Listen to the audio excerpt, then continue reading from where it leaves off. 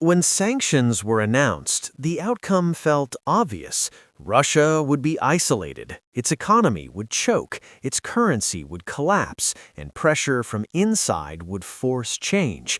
This wasn't speculation, it was presented as near certainty. Politicians said it, analysts repeated it, headlines treated it like a countdown. Modern economies, after all, are deeply interconnected. Cut one off and it should suffocate. That assumption made sense, it was logical, and it was wrong. The hidden assumption everyone made. The sanctions strategy was built on a silent belief that Russia functioned like a typical globalized economy, one that depends on open markets, foreign capital, Western technology, and constant external validation. But Russia wasn't playing that game the same way. For years, it had been preparing for isolation, not loudly, not dramatically, but methodically. While much of the world optimized for efficiency, Russia optimized for endurance. Those are very different goals, and sanctions exposed that difference. The first miscalculation was energy. Sanctions assumed that cutting access to Western markets would cripple revenue. Instead, energy reshaped the battlefield.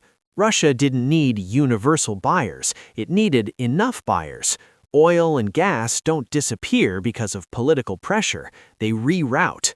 When traditional customers pulled back, others stepped in, often at discounted rates, but still at massive volumes. Revenue fell, but it didn't vanish. More importantly, leverage shifted. Energy dependency turned moral outrage into negotiation. There was real damage: currency volatility, frozen assets, capital flight. But here's the part that surprises people. The shock was absorbed faster than expected. Capital controls were imposed. Interest rates were adjusted aggressively. Domestic systems were prioritized over global comfort. These moves would have been politically impossible in many countries. In Russia, they were executed quickly. Stability was chosen over popularity. That decision mattered more than ideology. Self-sufficiency wasn't a slogan. For years, Russia had been mocked for talking about self-reliance. It sounded like nostalgia, not strategy. But sanctions revealed why it existed. Agriculture, basic manufacturing, energy infrastructure, and defense production had all been deliberately localized, not optimized, localized. That meant higher costs in good times, but survivability in bad ones. Sanctions punish efficiency, they reward redundancy. Russia had built redundancy. Sanctions are designed to isolate, but isolation doesn't automatically equal collapse. It depends on what's inside the system. Russia didn't rely on constant foreign consumer demand to function. Its economy leaned heavily on state coordination, domestic consumption, and resource extraction. That structure is slower, less innovative, and less glamorous, but it's harder to strangle. What looks outdated in peacetime becomes resilient under pressure. Perhaps the biggest failure wasn't economic, it was psychological. Sanctions assume internal pressure will force rapid behavioral change. That works in systems where public comfort is the core stabilizer. Russia's system isn't built that way. Pressure didn't fragment society the way outsiders expected. Instead, it hardened it. External punishment was framed internally as proof of hostility, not policy failure. That framing reduced the effectiveness of economic pain as a political weapon. Why the ruble didn't die. Currency collapse was predicted early and loudly. It didn't happen, not because markets were free, but because they weren't. The ruble was protected through controls, forced conversions, and managed demand. This isn't how textbook economics prefers currencies to behave, but textbooks assume trust-based systems. In controlled systems, authority replaces trust. That distinction matters more than purity when survival is the goal. Many observers still point to reduced growth, lost access to technology, and long-term stagnation as proof sanctions worked. But sanctions weren't sold as a slow erosion strategy. They were sold as a knockout blow. And that didn't happen.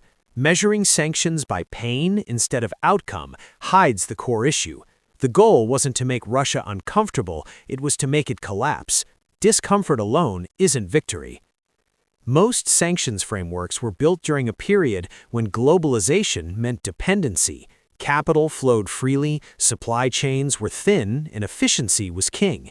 The assumption was simple: cut access to money, technology, and markets, and pressure would cascade through the system. But that logic only works when a country optimizes for speed and openness. Russia didn't. It treated globalization as optional rather than existential. That single difference quietly broke the playbook. Sanctions that devastate highly financialized economies behave very differently against systems that prioritize control, buffers, and state coordination. Substitution beat starvation. One of the earliest predictions was technological paralysis. Without Western components, production would stall. Some sectors did slow, but collapse never arrived because substitution began immediately. Lower quality replacements were accepted, parallel imports expanded, domestic alternatives were scaled even when they were inefficient. This wasn't elegant progress, it was survival economics. Sanctions are designed to raise costs and slow growth, not to erase capacity overnight. Russia accepted higher costs as the price of continuity. In a system willing to trade comfort for function, that trade-off works. Economic pain alone doesn't guarantee political outcomes. It must be sharp, visible, and directly attributable. In this case, pain was real but diffused. Controls softened shocks, state support targeted critical sectors, narratives redirected blame outward. When hardship is framed as imposed rather than internal, it consolidates rather than fractures. The expectation that discomfort would rapidly trigger internal breakdown misunderstood how pressure interacts with identity and control. The energy paradox kept working. Energy deserves a second look because it did more than provide revenue, it provided time. Time is the most valuable asset under sanctions. As long as cash flows exist, systems can adapt. Energy exports, even discounted, bought time to restructure supply chains, adjust policy, and stabilize currency mechanisms. Sanctions that don't eliminate time rarely deliver collapse, they deliver adjustment. Sanctions may still have long-term effects: slower innovation, reduced productivity, demographic strain. But that was never the headline promise. The promise was rapid economic collapse leading to immediate pressure. That didn't happen because the target was built to absorb shocks, not to maximize returns. Endurance strategies don't win beauty contests, but they don't shatter easily either. Why technology restrictions didn't end everything. High-end technology restrictions hurt, especially in advanced manufacturing and innovation-heavy sectors, but collapse requires total dependency, not partial reliance. Russia's economy was unevenly modernized. Some sectors lagged behind global standards long before sanctions. Those sectors didn't collapse because there was less distance to fall. Growth potential shrank, but baseline functionality remained. Sanctions slow futures. They don't always erase presence. Inflation surged, then stabilized. This confused observers who expected a one-way spiral. Inflation control wasn't achieved through market confidence, but through intervention. Price caps, subsidies, and administrative controls distorted signals, but prevented runaway panic. These tools carry long-term costs, but they reduce short-term shock. Again, sanctions theory assumes markets must be allowed to teach lessons. Russia prioritized survival over lessons. As months passed without collapse, narratives shifted quietly, predictions softened, benchmarks moved, success was redefined. This doesn't mean sanctions had no effect, it means they didn't achieve the effect promised. Over time, adaptation becomes normalization. Once businesses, consumers, and institutions adjust expectations, pressure loses its disruptive edge. What was supposed to be temporary pain becomes managed inconvenience. Sanctions assumed that economic logic alone could overpower political logic. That assumption fails when political survival is weighted more heavily than economic comfort.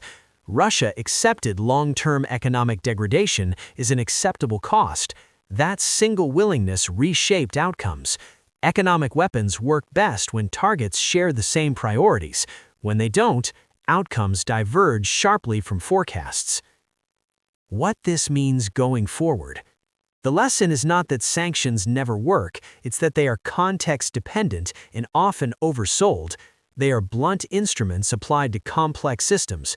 Against highly open, trust-based economies, they can be devastating. Against controlled, resource-backed systems, they become friction rather than force. Understanding that difference matters more than moral certainty.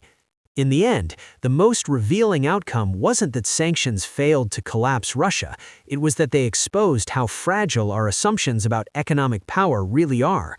The world expected a clean cause and effect story: apply pressure, trigger collapse, force change.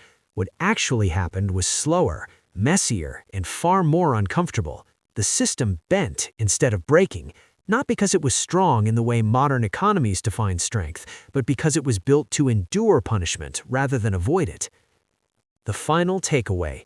Sanctions didn't collapse Russia because collapse was never guaranteed. They were designed for a world that no longer fully exists, applied to a system that never fully belonged to it. The real failure wasn't enforcement or resolve, it was imagination. Power in the modern world isn't just about who can apply pressure, but about who can survive it longer. And that truth is far more unsettling than any prediction that didn't come true.